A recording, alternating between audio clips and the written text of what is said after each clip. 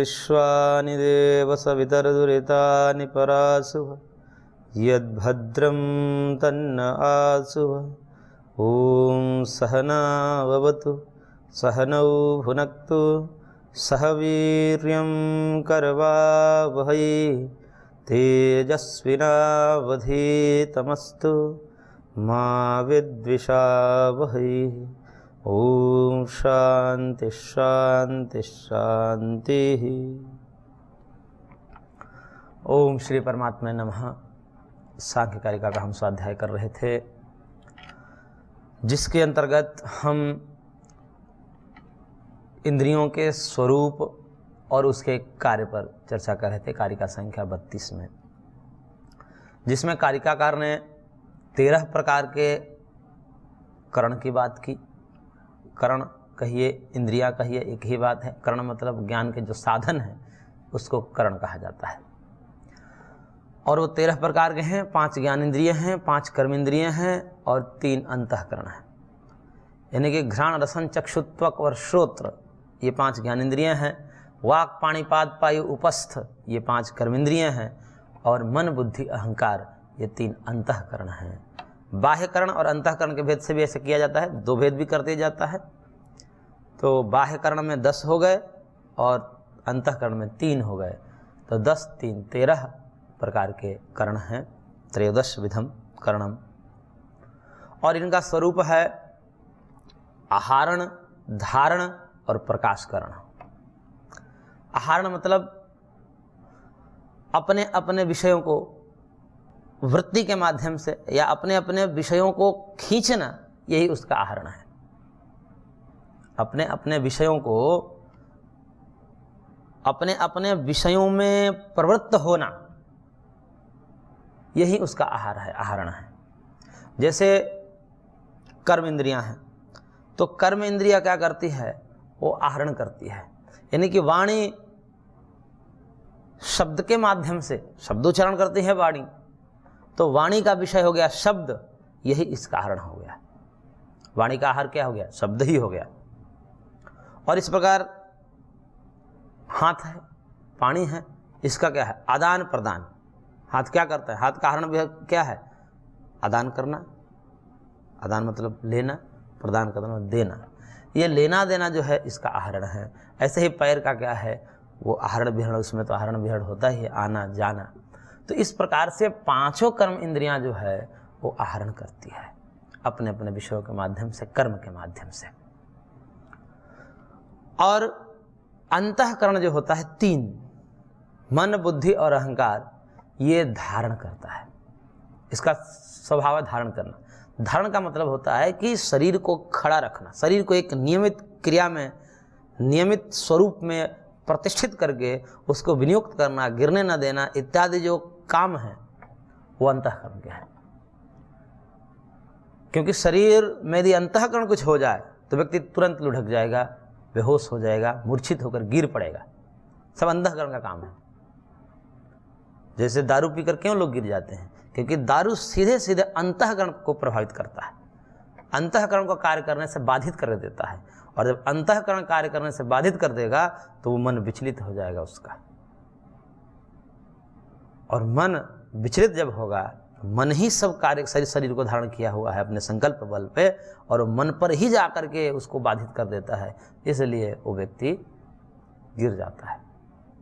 इसलिए समस्त पेय पदार्थों में जो है मादक द्रव्यों को सबसे ज़्यादा अधिक पाप की दृष्टि से गिरा गया है। और तो चलो जो भक्ष्य अभक्ष्य गिनाए जाते हैं कि भाई ये भक्ष्य है, ये अभक्ष्य है, ये पेय है, ये अपेय है, इसे पीना चाहिए, इसे नहीं पीना चाहिए। उनमें भी यदि देखा जाता है कि भाई ये कम हानिकारक है, ये ज़्यादा हानिकारक है, ये सबसे ज़्यादा हानिकारक है, तो जो दारू है, शराब है, मदिरा है, ये सबसे ज़्यादा हानिकारक होता है। सबसे ज़्यादा पाप लगता है इसे पीने पर, जघन्य अपराध होते हैं इसे, क्योंकि ये सीधे सीधे मन को दूषित करता है। और मन से ही सारे क्रियाकलाप है, मन में ही सद्भाव होते हैं, मन में ही सत्संकल्प होते हैं, और वहाँ जाकर के वो असत संकल्प, असद्भाव, दुर्भाव आदि को पैदा करता है और उसके बाद क्रिया में ऐसे ऐसे गंदे गंदे आचरण उससे होंगे, पाप कर्म होंगे। जो मानवता को शर्मसार कर देने वाले कर्म संपादित करता है, इसका मुख्य कारण जो है वो मादक द्रव्य है। तो कहने का तात्पर्य है कि जो अंतःकरण है वह अंतःकरण धारण करता है, शरीर को धारण करता है, इंद्रियों को धारण करता है, सबको धारण करता है, सबको एक स्थिरता में एक बैलेंस बनाकर रखता है। वो अंतःकरण का काम है। और अंतःकरण ही जब मूर्छित अचेत हो जाए, काम करना बंद कर दे, तो शरीर लुढ़क जाएगा, जड़वत हो जाएगा। प्राण रहेंगे उसमें, आत्मा रहेगी उसमें, लेकिन आत्मा के रहते हुए भी कहते हैं ना कि मूर्छित हो गया। मूर्छित का मतलब मृत नहीं हुआ, अचेत हो गया। अभी प्राण है उसमें, प्राण चल रहे हैं, आत्मा है उसमें, परंतु अचेत हो गया। क्यों? क्योंकि अंतःकरण कार्य करना बंद कर दिया, उसमें कोई दोष हो गया है। इस कारण से जो अंतःकरण है वो धारण स्वभाव वाला है, धारण स्वरूप वाला है। और जो ज्ञानेंद्रिय 5 हैं वह प्रकाश करणम। प्रकाश करण मतलब ज्ञान कराने वाली होती है। प्रकाश मतलब ज्ञान होता है। तो प्रकाश कराना यानी कि ज्ञान कराना, ये ज्ञानेंद्रियों का काम है। आँख रूप का ज्ञान कराती है, जिह्वा रस का ज्ञान कराती है, नासिका गंध का ज्ञान कराता है। इस प्रकार से ये ज्ञानेंद्रिय जो है वो प्रकाश करण है, प्रकाशित करती है, ज्ञान कराती है। तो इस प्रकार 3 यहाँ पर कैटेगरी बनाए गए। एक तरफ ज्ञानेंद्रियों को रखा गया, एक तरफ कर्मेंद्रियों को रखा गया और बीच में अंतःकरण को रखा गया। अंतःकरण को बीच में इसीलिए रखा गया है, कारिका की भी दृष्टि से विचार करें तो अंतःकरण को धारण कह करके बीच में लिखा गया है, और इधर आहरण है और इधर प्रकाश करणम है। यानी कि अंतःकरण जो है वह दोनों का नियामक होता है, ज्ञानेंद्रियों का भी नियामक होता है और कर्मेंद्रियों का भी नियामक होता है। अंतःकरण कर्मेंद्रियों से मिलकर के काम कराता है, कार्य को संपादित कराता है, और ज्ञानेंद्रियों के साथ जुड़ करके ज्ञान को संपादित कराता है, इसलिए उसको बीच में रखा है। तो आहरण, धारण और प्रकाश करणम, ये इसके स्वरूप हैं। कार्य कितने हैं इसके? तो कहेंगे कार्यम च तस्य दशधा, 10 प्रकार के इसके कार्य हैं। कर्म इंद्रियों को 10 प्रकार के कार्य, ज्ञान इंद्रियों के 10 प्रकार के कार्य और अंतःकरण के 10 प्रकार के कार्य। दशधा का मतलब यही होगा कि तीनों का 10-10 प्रकार का कार्य होगा।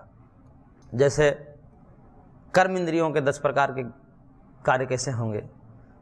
5 ही कर्म इंद्रिय हैं तो 5 ही तो कर्म होंगे, 5 ज्ञान इंद्रिय हैं तो 5 ज्ञान होंगे, लेकिन यहाँ पर 10 कहा गया है।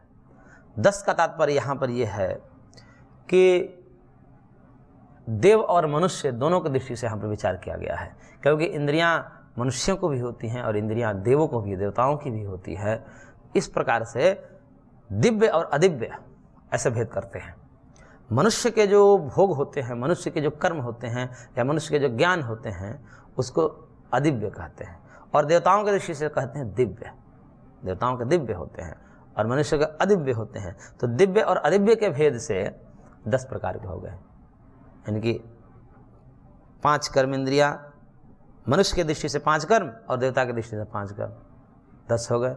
ऐसे ज्ञानेंद्रिय मनुष्य की दृष्टि से 5 और देवता की दृष्टि से 5, ये 10 प्रकार के हो गए। और धारण है, अंतःकरण तो 3 है, तो इसमें कैसे 10 हो जाते हैं? तो इसमें अलग अलग व्याख्या मिलती है, जहाँ तक हम समझ पाए उसको बता रहे हैं। अंतःकरण शरीर को धारण करता है और वह शरीर जो है पंचभौतिक होता है। शरीर जिसको धारण करता है वह पंचभौतिक होता है, और पंचभूतों के 5 गुण होते हैं: रूप, रस, गंध, शब्द, स्पर्श। पृथ्वी में गंध होता है, जल में रस होता है, अग्नि में रूप होता है, वायु में स्पर्श होता है और आकाश में शब्द होता है। तो ये 5 गुणों से युक्त होते हैं। मनुष्य के जो शरीर होता है उसे हम पार्थिव कहते हैं। मनुष्य का जो शरीर होता है उसको पार्थिव शरीर कहते हैं। हालांकि उसमें पंचभौतिक भी कहते हैं, 5 भूतों से मिलकर बना होता है, बाकी 4 भूत इसके सहयोगी हैं, लेकिन मूल जो उपादान कारण है वो है पृथ्वी, पार्थिव तत्व, ठोस जिसको बोलते हैं। और पृथ्वी में गंध तो मुख्य रूप से हमने अभी गुण कहा, पृथ्वी में 5 गुण होते हैं, रूप भी होते हैं, रस भी होते हैं, गंध भी होते हैं, शब्द भी होते हैं, स्पर्श भी होता है। तो 5 गुणों से युक्त होने के कारण ये 5 इसके विषय हो गए मनुष्य की दृष्टि से, और यही विषय हो जाएंगे देवताओं की दृष्टि से।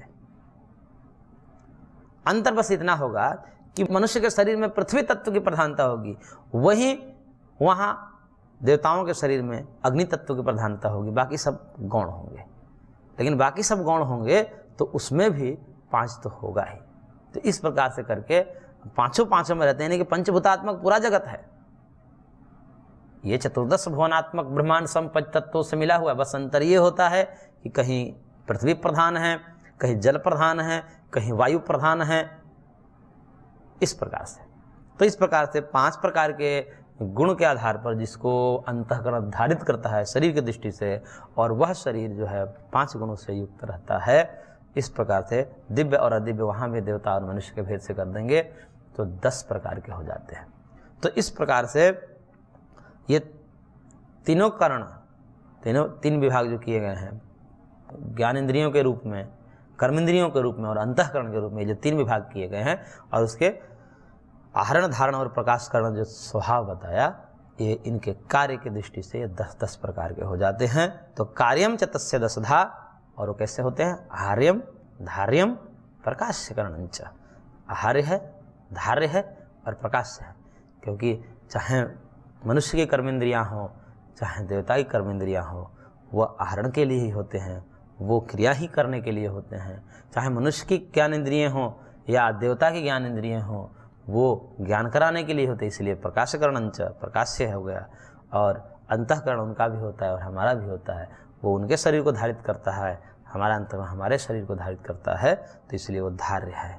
तो आहार्यम, धार्यम, प्रकाश्यं च। तो ये इंद्रियों के स्वरूप और कार्य हो गया। अब बाह्य आभ्यंतर रूप से कर्ण विभाग कर रहे हैं। अब 3 विभाग किए, 3 विभाग में इस प्रकार किए, ज्ञानेंद्रिय, इधर कर्मेंद्रिय और बीच में अंतःकरण। अब 2 विभाग करके समझा रहे हैं, अलग अलग विभाग करके। 13 कर्ण ही हैं, कुल मिलाकर 13 कर्ण ही होंगे, लेकिन उनको अलग अलग विभाग करके समझा रहे हैं। कभी 3 से, कभी 2 से, कभी संपूर्ण दृष्टि के अलग अलग खोल करते करते 13 हो जाते हैं। कुल 13 ही हैं, लेकिन उसके अलग अलग विभाग करके समझाते हैं ताकि स्पष्ट हो जाए इंद्रियों के विषय में। तो कह रहे हैं कारिका संख्या 33, अंतःकरणं त्रिविधं दशदा बाह्यं त्रयस्य विषयाख्यं सांप्रत कालं बाह्यं त्रिकालमाभ्यंतरकरणं। करेंगे, देखिए, अंतःकरणं त्रिविधं दशधा बाह्यं त्रयस्य विषयाख्यम। वही बात करें कि अंतःकरण जो 3 प्रकार का होता है उसको एक तरफ कह दिए, अंतःकरण को एक जगह कर दिए, और दशधा बाह्यम, और 10 प्रकार के, यानी कि यहाँ पर अब कर्मेंद्रियों और ज्ञान इंद्रियों दोनों को इकट्ठा कर दिया, तो 10धा बाह्य करणम हो गया। 10धा बाह्य प्रकार के करण। तो अंतःकरणं त्रिविधम बाह्यम 10धा त्रयस्य विषयाख्यम बाह्यम। ये जो 3 हैं, 3 कौन है? मन बुद्धि अहंकार जो अंतःकरण, वो 3 अंतःकरण के लिए जो 10 इंद्रियां हैं, जो बाह्य इंद्रियां हैं, ज्ञानेंद्रिय और कर्मेंद्रियों के रूप में, ये विषयाख्यम बाह्यम, ये उसको विषय प्रदान करती है। विषयाख्यम मतलब विषयम ददाति, विषय को प्रदान करते हैं। यानी कि जो बाहरी जो इंद्रियां होती हैं, वो इंद्रियां क्या करती हैं? अंतःकरण को अपने अपने विषयों को प्रदान करती है, वो अपने पास नहीं रखती। जैसे आँख है, तो आँख रूप को अपने पास नहीं रखती, ये अंतःकरण को दे देती है, अंतःकरण से स्वीकार कर लेता है। इसी प्रकार कान शब्द को नहीं रखता, वो अंतःकरण को दे देता है। इसी प्रकार प्रत्येक इंद्रियां, चाहे वो ज्ञानेंद्रियां हो अथवा कर्म इंद्रियां हो, वो सब अपने अपने विषयों को सौंप देते हैं अंतःकरण को। इसलिए बाहरी जो इंद्रियां हैं 10, वो सब अपने अपने विषयों को प्रदान करती हैं अंतःकरण को। तो ये 10 जो बाह्य करण हैं, ये क्या हैं? त्रयस्य विषयाख्यम, ये तीनों अंतःकरण के विषय हैं, उनको विषय प्रदान करते। विषयाख्यम मतलब विषयम ददाति विषयाख्यम, तो विषय प्रदान करने वाले होते हैं। यानी कि इंद्रियां जो बाहरी हैं वो विषयों को अपने पास नहीं रखती, वो अंतःकरण को दे देती है। और सांप्रप्त कालम आभ्यंतरकरणम त्रिकालकम, और ये जो बाहरी विषय होते हैं और आंतरिक विषय में थोड़ा सा भेद बता रहे हैं। क्या भेद है इनमें? एक भेद तो बता दिए कि बाहरी इंद्रियां अपने विषय को अपने पास नहीं रखती, अंतःकरण विषय को अपने पास रखता है। ये दोनों में भेद हो गया। अब दूसरा भेद बता रहे हैं कि ये जो बाहरी 10 इंद्रियां हैं ये वर्तमान कालिक होती हैं, यानी कि वर्तमान में जो उसके सामने विषय होंगे उसी को ग्रहण करेंगे। जैसे आँख है तो सामने रूपवान कोई वस्तु होगी तभी तो देख पाएगा, रूपवान वस्तु ही ना उसको नहीं देख पाएगा। सामने वस्तु रखी हो तो उसको देख पाएगी, लेकिन नष्ट हो गई हो वस्तु उसको नहीं देख पाएगी। अतीत कालिक हो गई हो या आगे होने वाली हो उसको भी नहीं देख पाएगी, न सुन पाएगी, न चख पाएगी, न सूंघ पाएगी। तो ये जो पांचों ज्ञान इंद्रियां हैं वह और कर्मेंद्रियां सहित ये 10 इंद्रियां जो है वह वर्तमान कालिक होती है, यानी कि वर्तमान में जो वस्तु होगी उसी के रूप रसगंध आदि को वो ग्रहण करेगी, अन्यथा नहीं करेगी। तो ये 10 करण के सामान्य धर्म है। और अंतःकरण की क्या विशेषता है कि अंतःकरण त्रिकालम, अंतःकरण जो है तीनों कालों वाला होता है, यानी कि अंतःकरण वर्तमान काल के विषय को भी ग्रहण करता है, अतीत काल के विषय को भी ग्रहण करता है और भविष्यत कालिक विषय को भी ग्रहण करता है। वर्तमान काल के विषयों को ज्ञानेंद्रियों के माध्यम से गृहीत करता है। जैसे जिस समय ये ज्ञानेंद्रिया आदि विषयों को ग्रहण करेंगे तो अंतःकरण के माध्यम से ग्रहण करेंगे, बिना अंतःकरण का तो ज्ञान होता ही नहीं। अंतःकरण कहीं और लग जाए, मन आदि कहीं और व्यस्त हो जाए स्मरण में, चिंतन में, तो आँख खुली की खुली रह जाए, दिखाई नहीं देगा, कान तक शब्द आएंगे लेकिन सुनाई नहीं देगा।